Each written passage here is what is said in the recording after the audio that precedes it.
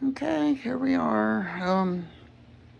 Electronics came in to attach the proton gun to her neutron wand to the proton pack, the Spengler wand. I have the Frankengeek kit for upgraded audio, sounds, and lights installed in the pack, and I have the SpiritBro electronics to make the Frankengeek board work with the Spengler neutrino wand. It just came in. The SpiritBro just came in today, and I've got it all hooked up. So now we're gonna show you the startup sequence. Except for I have my talent cell off because I'm stupid. There we go. That'll be better.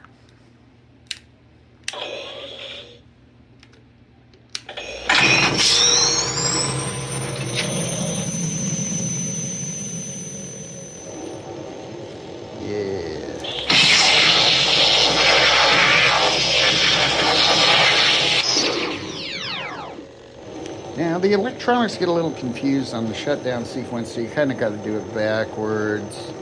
I just turn off the light and then the power, and everything seems to shut down properly. If you shut it down the normal way, it'll start doing the firing sound effect sequence and not stop. I don't know whether that's a common issue or just a little quirk that my electronic setup has. I don't know. But everything is working pretty good and satisfactory to me.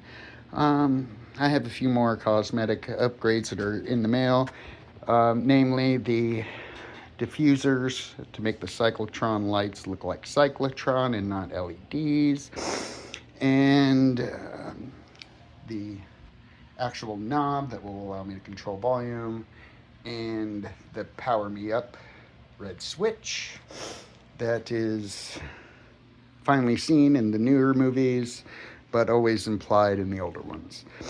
But anyway, again, this Halloween is going to be very lit.